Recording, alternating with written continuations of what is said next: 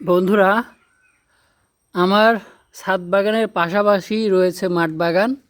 দেখতে পাচ্ছেন মাঠ বাগানের মধ্যে একটা আম গাছে কি সুন্দর, কত বড় একটা সাইজের আম ঝুলে আছে।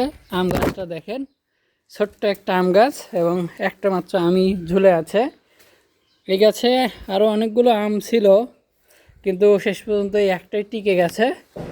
তো আম গাছটার আমের যে সাইজ, মাশাল্লাহ, একটাই মনে হচ্ছে 2 কেজির বেশি হবে। তো এটাও আমাদের সিরাজগঞ্জ জেলা হর্টিকালচার সেন্টার থেকে কিনছিলাম। তো এটা কী জাতের সেটা মনে নেই, আমি একসাথে 4-5টা আম গাছ নিয়ে আসছিলাম। তো জাতগুলো আসলে ওইভাবে দেখা হয় নাই। তো এই আমটা আমার কাছে মনে হচ্ছে যে 3 কেজি বা 4 কেজি জাতের যে আম আছে, ওই জাতের আম। এটা বেশ বড় সড়ো একটা আম হয়েছে। এর পাশাপাশি আরও কয়েকটা আম গাছ আছে, এগুলোতে মুকুল আসছিল কিন্তু আম ধরে নাই। মূলত এই আম গাছটাকে আমি ওই জায়গায় ছিল, ওখান থেকে এইখানে রোপণ করছি। আর এইগুলোকে আবার ওই জায়গাগুলো থেকে পরবর্তীতে নিয়ে আসে লাগাইছি, যার কারণে এদের গ্রোথ ভালো হয় নাই, ফলও ধরে নাই।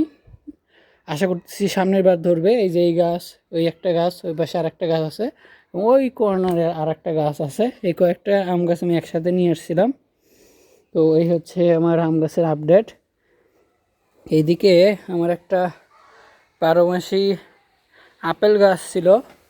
তো আপেল গাছে এই যে এই অংশে ফুল আসার মতো একটা পরিস্থিতি আমি দেখতে পাচ্ছি। এই যে এখানে ফুল আসতেছিল, কিসে যেন খেয়ে ফেলছে। তো এটা তো খুবই দুঃখের ব্যাপার যে আমার আপেল গাছে ফুল আসতেছে আর সেই ফুল কিসে যেন খেয়ে ফেলতেছে।